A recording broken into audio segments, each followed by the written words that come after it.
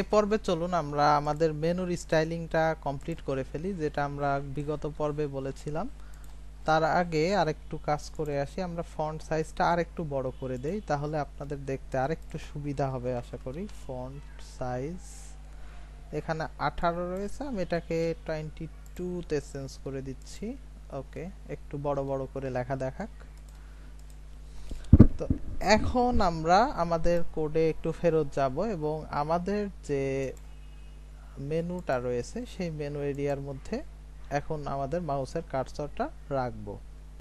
তো এখন দেখতে পাচ্ছি যে এখানে আমাদের মেনু এরিয়া এবং এর নিচে রয়েছে হচ্ছে ইউএল। মূলত এই দুইটা দিয়ে এই পুরো একটা সেকশনকেই বোঝানো হচ্ছে, কারণ এগুলো হচ্ছে সবই আমাদের একটা ব্লক এলিমেন্টের ট্যাগ। তো এখন আমরা সিলেক্ট করব হচ্ছে এই ইউএল কে এবং এই ইউএল এর একটা ব্যাকগ্রাউন্ড দিয়ে দিব। আর তারপরে আমরা এই এলআই গুলোকে কিভাবে পাশাপাশি নিয়ে আসানো যায়, কারণ এখানে এলআই যেগুলো আমরা ব্যবহার করেছি, এলআই গুলো হচ্ছে প্রত্যেকটাই ব্লক এলিমেন্ট, যে জন্য এটা পাশাপাশি না এসে একটার নিচে একটা আসবে। তো আমি প্রথমত মেনু এরিয়া এটাকে ক্লাস হিসেবে নিচ্ছি এবং তার মধ্যকার ইউএল যেটা, সেই ইউএল কে সিলেক্ট করছি। তো এখানে প্রথমত আমি একটা ব্যাকগ্রাউন্ড ইউজ করব। তো ব্যাকগ্রাউন্ড ইউজ করলে এখানে আসলে কালারটা আমরা পরে ঠিক করতে পারছি, কালারে আমরা হাত দিব না এখন। এখানে লেফট সাইডে দেখতে পাচ্ছেন যে আনঅর্ডার্ড লিস্ট হওয়ার কারণে কিন্তু কিছু ডট আইকন রয়েছে, তো আমরা এটাকে অফ করে দেই, লিস্ট স্টাইল নান করে দিয়ে। এটুকু আমরা ইউএল এর জন্য করে রাখলাম। এখানে একটু কয়েকটা স্টেপ, তো খুব সুন্দরভাবে এটা খেয়াল করবেন এবং এটা মনে রাখার চেষ্টা করবেন। প্রথমত হচ্ছে আমরা ইউএল এর মাধ্যমে আমরা এই একটা স্টেপের কাজ শেষ করলাম। দ্বিতীয় স্টেপ হচ্ছে যে আমরা এখানে এলআই কে দিব, এলআই কে দিয়ে কি একটা ডিজাইন দিব যেন এটা পাশাপাশি চলে আসে। আর আমরা যে কালার এবং অন্যান্য বিষয়গুলো সেটা দিব হচ্ছে এই এ এর মধ্যে। একটু ধাপে ধাপে আমরা যাচ্ছি। তো এখানে আমাদের সিলেকশন ছিল এরকম যে এটার মধ্যে ইউএল রয়েছে আর তার ইউএল এর মধ্যে রয়েছে এলআই। তো এইভাবে সিলেকশনটা করতে হবে একেবারে নেস্টেড ভাবে, যে এটা মেনু এরিয়া, তার মধ্যে ইউএল, তার মধ্যে একটা করে স্পেস দিলেই বোঝা যাবে যে এটা তার মধ্যে একটা চাইল্ড হিসেবে রয়েছে। তো এরকম ছাড়াও আসলে কিন্তু আরো বেশ কয়েকটা ভাবে এটা লেখা যায়, আমরা সেই সম্পর্কে একটু পরে জানবো। আগে যেহেতু এটা ডিজাইন করছি এটা একটু করে নেই। তো আমরা এখানে বলবো যে এটা ডিসপ্লেটা তোমরা করে দাও হচ্ছে ইনলাইন।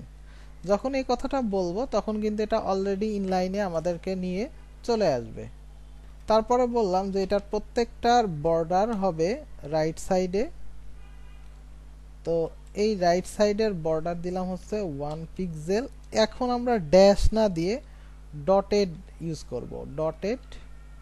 তারপরে হচ্ছে একটা কালার দেই এফএফএফ।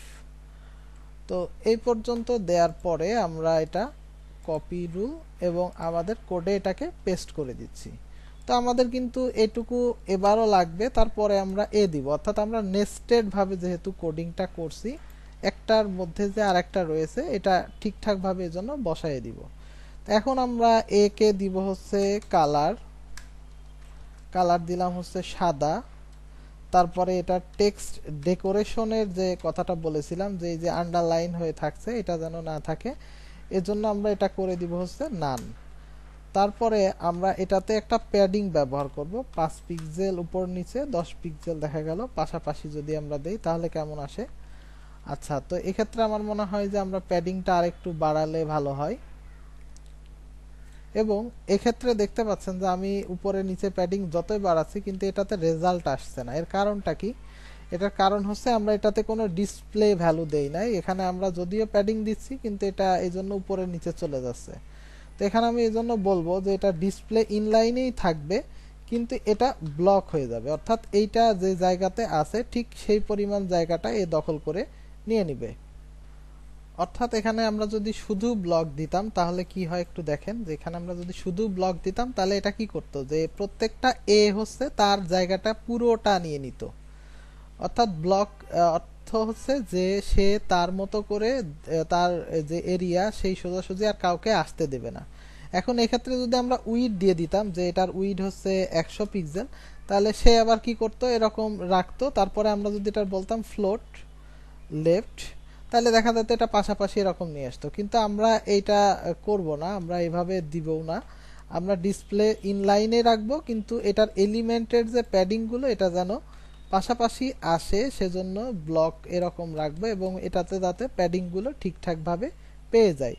তো এখানে আমাদের মেনুর এই যে প্যাডিং এবং মার্জিন যেগুলো দেওয়া দরকার এখান থেকে দিব। তো এখানে আমাদের কোনো মার্জিনের কাজ দরকার হচ্ছে না, আমরা জাস্ট প্যাডিং দিয়ে দেই যে উপরে নিচে 10 পিক্সেল এবং পাশাপাশি হচ্ছে 15 পিক্সেল পরিমাণ আমরা এখানে প্যাডিং ইউজ করতেছি। তো এখান থেকে কপি রুল করে এখানে আমাদের সিএসএস ফাইলের মধ্যে পেস্ট করে দিলাম। তো যাই হোক, আমরা একটু আগে একটা বিষয় নিয়ে কথা বলছিলাম যে এরকম স্পেস দিয়ে দিয়ে একটা নেস্টেড করার কথা। তো এটাকে সিএসএস এ বলা হয় হচ্ছে সিএসএস কম্বিনেটরস।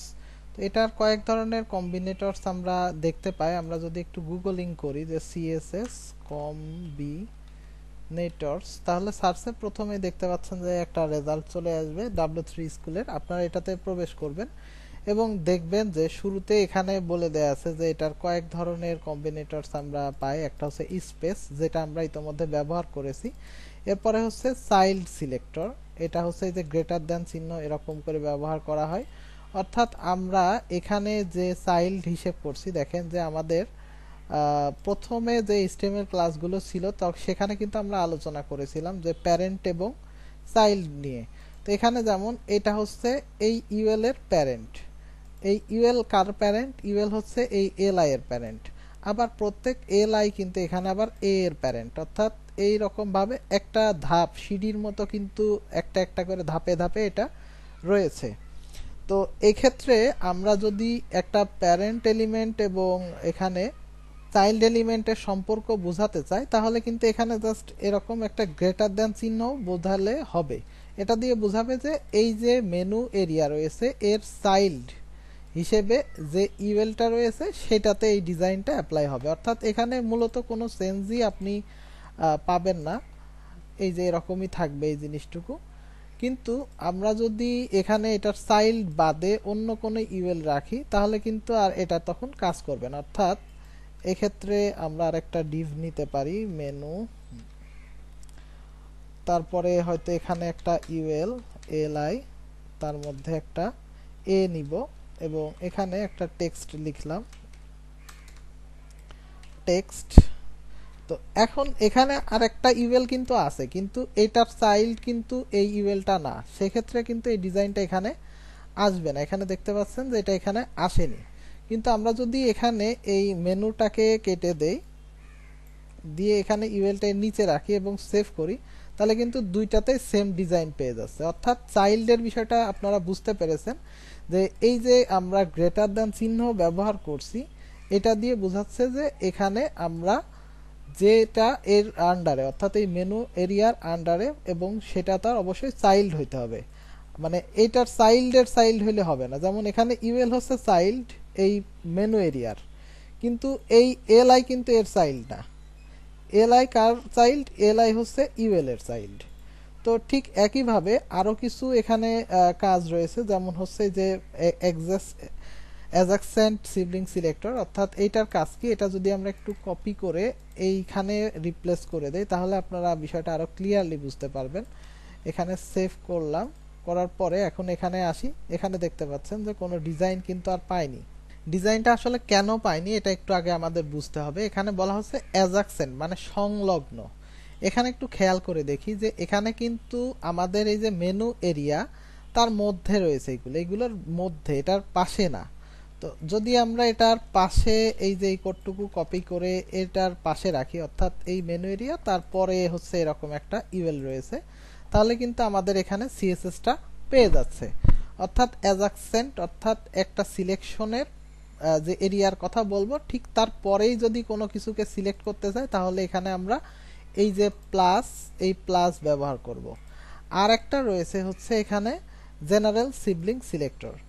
জেনারেল সিবলিং সিলেক্টরটা কেমন এটা যদি আমরা একটু বোঝার চেষ্টা করি, তাহলে আমরা একটু শুরুতে এখানে এটা রিপ্লেস করে দিয়ে আসি, তারপরে এটাতে আমরা একটু সেভ করে এখানে রেজাল্টটা দেখার চেষ্টা করি। এখানে জেনারেল সিবলিং সিলেক্টর আমরা দেওয়ার পরে এখানে আমরা দেখছি যে একটা এখানে পাচ্ছে। তো এটা আসলে জেনারেল দিয়ে কি বোঝানো হচ্ছে? জেনারেল দিয়ে মূলত বোঝানো হচ্ছে যে আমরা যদি এখানে এটারে আরো কয়েকবার রিপিট করি তাহলে প্রত্যেকবারই কিন্তু এটার সিএসএস পাবে। যেটা আগের বারে আমরা যে প্লাসটা ব্যবহার করেছিলাম সেইটার ক্ষেত্রে কিন্তু শুধু প্রথমটাই পাইতো। তাহলে আমরা এই সিলেক্টরের এই যে কম্বিনেটরস গুলো এইগুলো বুঝতে পেরেছি। আর এখানে আমরা যেটা স্পেস দিয়ে বোঝাচ্ছি এটা দিয়ে মূলত ওই যে সিলেকশনটা করছি তার মধ্যকার সকল এলিমেন্টকেই বোঝায়। যেমন এখানে মেনু এরিয়ার মধ্যে ইউএল এবং এলআই যতগুলো এলআই আছে প্রত্যেককেই মূলত এই যে স্পেস সিলেক্টর দিয়ে আমরা বুঝাইতে পারছি। তো এগুলোই ছিল মোটামুটি আমাদের কম্বিনেটরসের ব্যবহার। আমরা পরবর্তীতে এগুলো নিয়ে আরো কাজ করতে পারবো। এখন তার আগে আমরা আবার আমাদের আগের কোডে ফিরে আসি, যেটা আমাদের মূল কোড আর কি, আমরা ডিজাইন যেটা নিয়ে করতেছিলাম সেটা। তো এর পরবর্তী পর্বে আমরা এখানের যে সেকশনগুলো রয়েছে এগুলোর যে ব্যাকগ্রাউন্ড ইমেজ দেয়া বা অন্যান্য কাজগুলো করব। সে পর্যন্ত সবাই সাথে থাকুন। ধন্যবাদ।